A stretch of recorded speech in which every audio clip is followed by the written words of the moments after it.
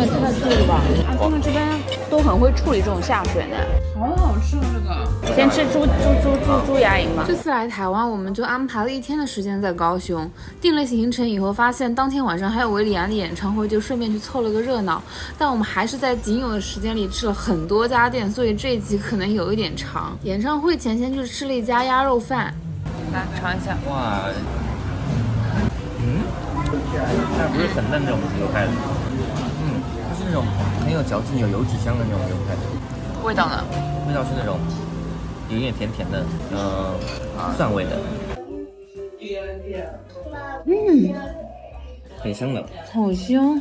除了香说不出任何，它就像是蘸了那个葱姜蒜酱油碟的那个白斩鸡这个酱料，然后那个鸭应该就是偏紧实但是不柴的那种口感。其实鸭肉味蛮重的，鸭油香的那种感觉。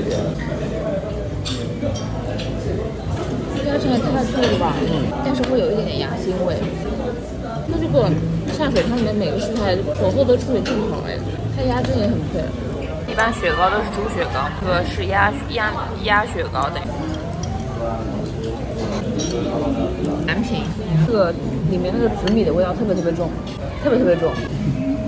它口感是感觉是吃到现在最 Q 糯的，我觉得好像鸭肉饭是最好吃的。后面那个调味，对，那个鸭肉真的弄得蛮香的。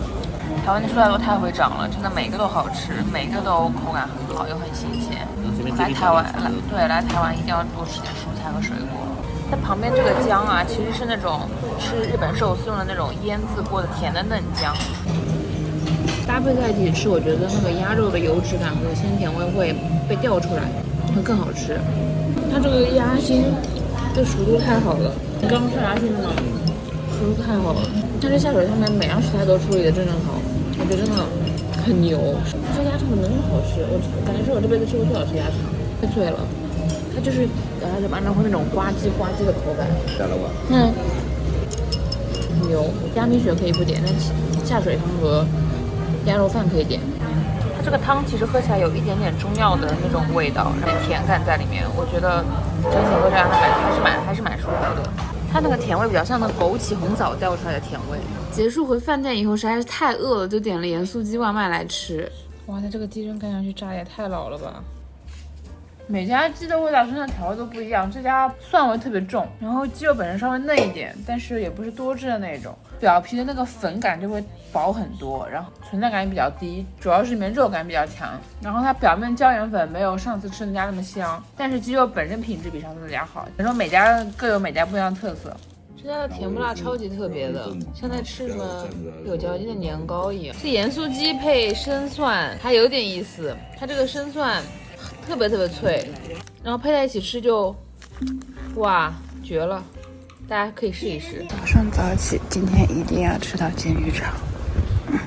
我惊呆了，已经不是那家店了，然后这家店也没开，我这次旅游第一次遇到这种事情。刚刚路过一家早餐店，看到人超级爆多，有没有吃到鱼肠的话，就来吃一下蛋饼吧。这次来台湾，把有且仅有一次的体验蛋饼的额度留给了高雄，然后吃的是粉浆蛋饼。好 Q 哦，它粉浆和蛋的味道都有出来呢。蛋饼和肉松不是很搭。蛋饼肉松不搭吗？不搭哦，因为肉松的味道太抢戏了，所以会把蛋饼那种朴实无华的那种香气给盖过去。他们的肉松是放的肉酥，所以会有一点当中的口感是那种粉粉干干的那种感觉，跟蛋饼 QQ 的口感不是特别搭。他们怎么早上10点钟菜市场就已经完全没有人了？我记得这家原来在上海有开过。健身完以后，先去买了一个高雄在地蛮有名的芋泥蛋糕，然后又跑回去吃我心心念念的虱目鱼。我可以单独要一份鱼肚汤吗？弥补一下我早上没有吃到煎鱼肠的遗憾。这家的还要清淡，还要清淡？对，它不是那种奶白汤的感觉味道，但它更鲜。对啊？对吗？就那个奶味，有一点，但它鱼味也蛮出来的。我觉得就比我们第一天喝的那家稍微差一点，因为它这个油葱酥味道稍微有点重。第一天那家其实它那个蒜酥的味道没有油葱酥，谢谢，蒜酥的味道没有特别重。其实不是一般，只是我不习惯。这个我觉得很好吃。它比那天我们吃那个小卷米粉的那个米粉要再 Q 一点。小卷米粉那个米粉是直接就咬断了，就断了。但是它这个有点 QQ 的口感在里面。但他们说现在已经很难吃到这种样子的粉了，它是那种手工粉。他们烫青菜不是我们的那种水煮烫青菜的意思，是炒青菜的意思。你觉得这鱼怎么样？没有那天油脂丰富。我来吃一下这个鱼，它这个鱼肚好像这2天我少数吃到有刺的，没有弄干净。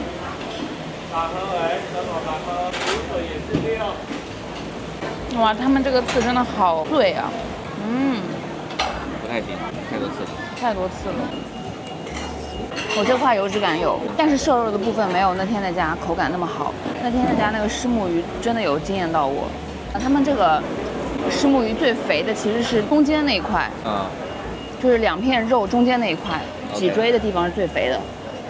它这个怎么说呢？吃起来海鱼感有点太重了。他们家的这个汤是拿猪骨汤和鱼汤一起熬的，所以风味跟那天吃的清汤不太一样。它这个稍微还是有点那种猪肉的那种脂香味，对。但是它这个姜丝实在是放太多了，就喝不到什么汤的那种原味了，姜丝味比较重。吃一下鱼骨。它这个鱼骨就是煎到表面有一层脆壳，但是其实吃下去没有那么脆了，然后整体偏比较干、比较扎实的口感，表面撒了那个盐酥鸡的那种椒盐粉，然后它比较咸，像和带鱼没什么区别的。我觉得太干了。它其实那个外面那个粉不完全是盐酥鸡的味道，是有点像肯德基的吮指原味鸡那个调味，加那个酱油瓦沙比啊，没有昨天我们吃的那家它配的那个酱油好。昨天我们吃那家，我觉得它酱油是有选过，它酱油是咸味比较淡，但是甜味比较明显的那种清淡口的。今天这个就稍微咸味很重，姜味特别重，配在一起吃反而调不出那个鱼本身的甜味了。其实我本来是想来这家店吃鱼肠的，但它鱼肠其实每天早上9点半就卖完了。我们在台南吃那家虱目鱼肚，就是你虽然整块吃下去还是会有点肥，但是你在吃的过程中不会觉得很腻。但是这家就是属于吃了一口就被腻到了。你觉得是鱼的问题还是处理问题？我觉得是鱼的问题，当然跟处理肯定有点关系，但是这种感觉就像是你在吃一块用很好的猪肉做出来的红烧肉和一块品质一般的猪肉做出来红烧肉的感觉。就是好的猪肉做出来红烧肉就入口即化，就算肥你也觉得它肥得很优雅，但是对，就差不多这种感觉。吃一下鸭肉蒸吧。太多人了吧，哥！救命啊！其实本来没打算去吃鸭肉蒸的，但是真的是正好路过，就想说来都来了，要不试试？那昨天那家好吃。昨天那家好吃。昨天那家就是鸭皮软嫩 Q 弹，然后鸭肉虽然本身纤维感比较强一点，但是它其实那家吃起来就是他们是界限没有那么分明，比较融为一体的感觉。今天这家就是鸭皮不是很 Q 弹，也不软嫩。鸭肉还有点柴，主要其实吃的是它上面肉燥的味道，我觉得。鸭肉没什么特别的味道。对，它鸭肉也不香，你尝尝它的肉燥吧，告诉我好不好吃。其实可以，它作为一个纯肥肉的，口感还是不错的。它这个肉燥，这个肥肉特别软，不像我们之前吃有些店，它那个肥肉其实是有点 QQ 的，我觉得那也挺好吃的。它这是不一样流派，它就是进嘴以后就化开来了，然后它有一股它的红葱头香气会比较重一点，偏甜的调味。米饭是比较偏硬一点，比较 Q 弹的。我觉得下水啊一定要喝汤的。它这个鸭肠风干在外面，每分每秒都在失去生命。他们这边都很会处理这种下水呢。它这个表面更融的口感更多一点，昨天那个是偏脆弹。今天这个也很脆弹，但是表面因为多了一层融的那个口感在，所以吃起来比较不一样。他们所有的下水，都是单独煮好了，放在空气中，你要的时候给你水里面、鸭汤里面焗乳热一下。看一下，哎，它这个昨天我们吃的有鸭肝吗？有啊。为什么这个这么干？昨天我是不是也这么说的？对，鸭肝很干。我吃下鸭心。这鸭肝比那干多了。这鸭心也没有昨天那么好，但它鸭心的鸭肉味很香，比昨天那个香。吃下鸭胗吧，鸭胗还不错了，但鸭胗其实是比较容易处理好的一个东西。鸭心好吃。这个鸭肠，其实属于不行。哦，我说这个熟度做一个老火锅鸭肠，感觉更需要嚼。昨天那家是特别脆弹，昨天那家都感觉自己不在吃鸭肠了，吃不懂，不懂，懂不了一点。你也够谦虚的，你觉得他不行，要说自己不懂。之后回归我们原定计划去吃黑白切，这家因为有我很好奇的脆肉汤，然后也有我很爱吃的猪牙龈。之前几期视频大家给我留言说有外国人来台湾吃猪肉，说台湾猪肉是甜的。我在剪这段的时候发现我也说了类似。先喝汤还是什么？先吃猪牙龈吧。先不沾酱吃一下。它有点像。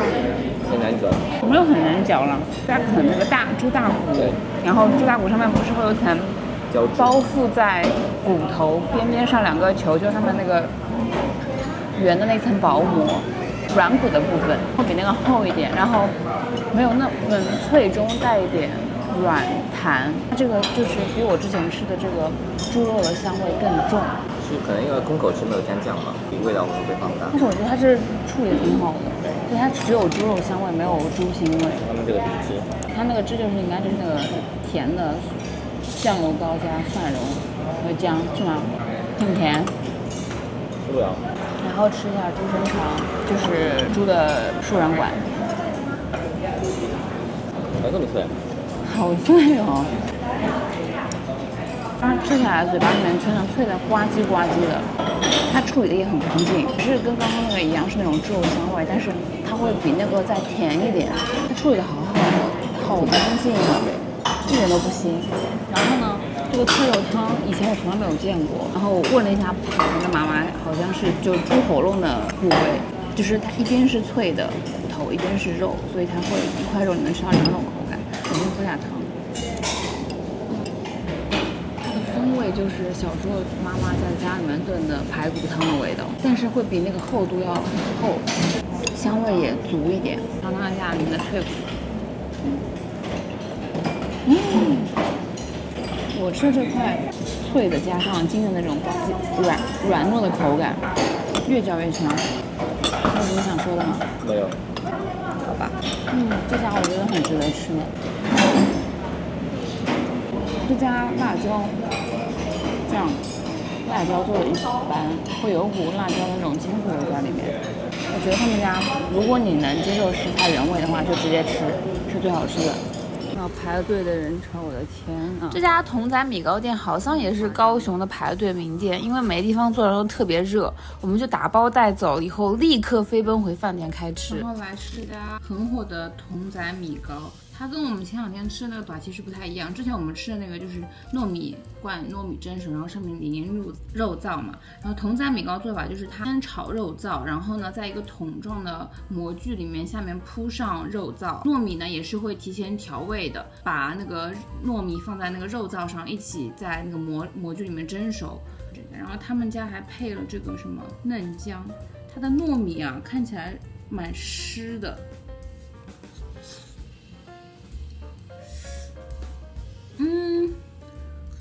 我不知道怎么形容啊，其实我会觉得它有一股很熟悉的味道，就是全家便利店便当会有的味道。它里面那个肥肉的口感是比较接近，就是像我们吃的那种肉粽子里面的那种肥肉，但是它没有那么吃起来没有那么恶心。它比瘦肉的话还是比较柴的，整体调味是偏甜，酱油甜口，然后甜味大于酱油味那种感觉。糯米的话，它接近肉燥的部分是已经非常湿软，最底下的部分是有一点硬度在的，但是不是那种 Q 糯的感觉。我觉得这家店就是那我再来喝一下他们家这个蒸蛋汤吧。我一开始以为他们家这个蒸蛋汤是那种法式高汤的简易做法，就是把那个肉末打在一起，然后在汤里煮，就是他们这种是简易高汤做法，就是不需要猪骨去熬，但是也能快速出高汤的一种办法。然后后来我在现场做了以后，发现它是蒸蛋归蒸蛋蒸，然后里面倒了汤。先喝一下汤，它这个汤其实是那种偏清汤，猪骨味不是那么浓，有甜味和芹菜味，还有葱味。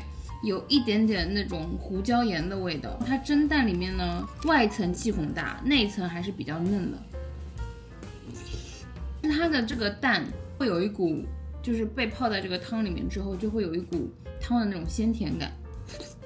就是这个蒸蛋和这个汤，我觉得还蛮搭的。别说，就我觉得这家就是普通好吃，但是你说让我在烈日炎炎下这个排队半个小时吃，感觉确实有点不太乐意。对不起，宝宝。所以我觉得它这个喝起来有股奶感，它就在像在喝已经红茶拿铁那种，茶味没有那么浓，它有股那种焙烤过的红茶的香气。来吃一下，再吃一下里面的芋头。它刚进口的时候很温顺的那种味道，然后芋头是慢慢在嘴巴里面绽放出那种香气的，但是它芋头感觉里面稍微有一点椰奶那种香气在里面。然后蛋糕体就类似我们国内那种面包房会有的那种海绵蛋糕的蛋糕体，不干椰、蛋奶的香气都是比较平衡的那种感觉。它混在一起吃，芋头里面那个椰奶味就没有那么重了。它整个口感是比较绵密湿润的，不是它芋泥和淡奶油的比例，我觉得还是比较刚好的。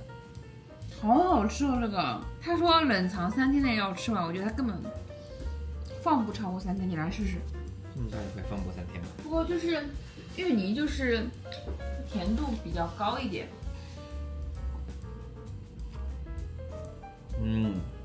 我觉得这个在这种卷里面，这甜度算比较低的了。你不用看着我吃，不用寻求我的认同感。不会腻好吧？它吃第2口绝对没有腻感。但是单吃芋泥是有点甜的，它奶油和蛋糕体本身不是特别甜，它里面是有整块的芋泥和用芋泥打的淡奶油的，这个真的很好吃。这个真的很不错，这是目前芋泥甜品天花板，好吧？这么大一条，真的可以。感觉多少钱来着？忘了，280好像是。280，感觉有些人比较变态，一天就把选完了。谁懂啊？选了一家高评分日料店，结果进门看到这种小纸条的绝望。